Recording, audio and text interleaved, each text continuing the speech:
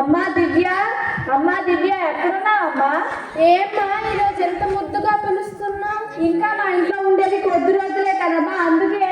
ఏమ్మా చదువుకోవడానికి పట్నం పంపిస్తున్నావా ఏంటి? పట్టణమే కానీ అత్తవారింటికి. అదేంటమ్మా అత్తారింటిగా? మంచి సంబంధం చేసుకోమ్మా, ఎక్కువ భూముందంట, పెద్దింటి వారంట. కానీ నేను చదువుతున్నాను కదమ్మా. అదే మాట కాబోయే అల్లుడు గారికి చెప్పాను, పెళ్లి తర్వాత చదివిస్తానని ఒప్పుకున్నారు. చదివిస్తారు, పుట్టిన పిల్లల్ని, నన్ను కాదు కదా. మంచి సంబంధం చేసుకోమ్మా. మీ నాన్నని చూస్తే జబ్బు మనిషి, మేము ఉన్నప్పుడే నీకు 2 అక్షంతాలు వేసేస్తే మా బాధ్యత తీరిపోతుంది. అవునమ్మా, నా బుజ్జివి కదూ, ఈ పెళ్లి చేసుకోమా. నీ పెళ్లి తర్వాత చెల్లి పెళ్లి కూడా చేయాలి. నాన్న నా వయసు ఇంకా 15 సంవత్సరాలు, 10th పరీక్షలు కూడా రాయాలి. అలాగే 10th పరీక్షల తర్వాత ఏప్రిల్ నెలలో ముహూర్తాలు తీస్తాం. నేను మనిషినే కదమ్మా. కానీ ఆడపిల్ల కదమ్మా, నీ పెళ్లి చేసి మా బాధ్యత తీర్చుకోవాలి. ఈ బాధ్యత తీరాలని నా గుండెపై కుంపటి పెడతారా? నాకు మంచి చదువులు చదువుకొని మంచి ఉద్యోగం సంపాదించి మిమ్మల్ని ఇద్దరిని మంచిగా చూసుకోవాలని ఉంది. ఆ తర్వాత మీ ఇద్దరు చెప్పిన సంబంధమే చేసుకుంటాను నాన్న.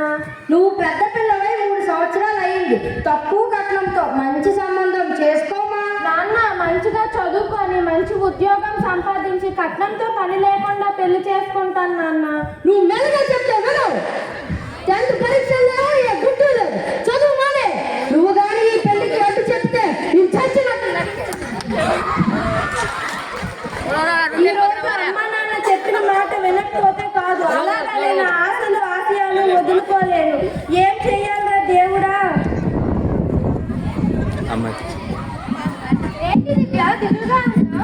ఏం లేదు మానస, నాకు నీకు పెళ్లి చేస్తామని మా ఇంటి దగ్గర అంటున్నా. పెళ్ళ?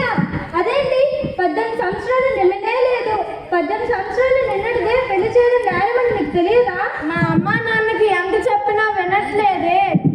ఏం చేద్దాం అబ్బా? గుర్తొచ్చింది, నువ్వేం బాధపడకు. 18 సంవత్సరాలు పిల్లల హక్కులకి భంగం కలిగితే ఏదో నెంబర్కి ఫోన్ చేయమని చెప్పారు కదా మన మాస్టర్ గారు. అదేంటబ్బా? 1098 ఈ నెంబర్కి ఫోన్ చేద్దాం. హలో, గుడ్ మార్నింగ్ సార్, నా పేరు మానస. నేను శ్రీకాకుళం జిల్లా కోటబొమ్మాలి మండలం కొత్తపల్లి గ్రామం నుంచి ఫోన్ చేస్తున్నా. సార్, ఇక్కడ మా ఫ్రెండ్కి 18 సంవత్సరాలు నిండకుండానే వారి తల్లిదండ్రులు పెళ్లి చేస్తున్నారు. మీరు ఎలానో వచ్చి ఈ పెళ్లిని ఆపండి సార్, ప్లీజ్ సార్.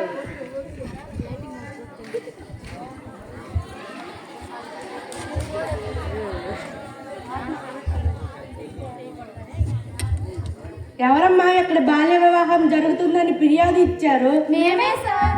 ఈ అమ్మాయి తల్లిదండ్రులు ఎవరు? పిలిపించండి.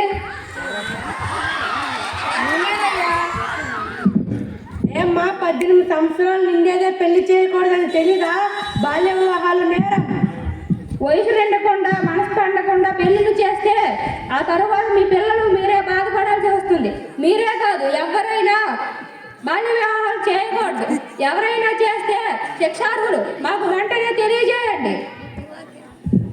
ఆల్ ద బెస్ట్ పిల్లలు. Thank you sir.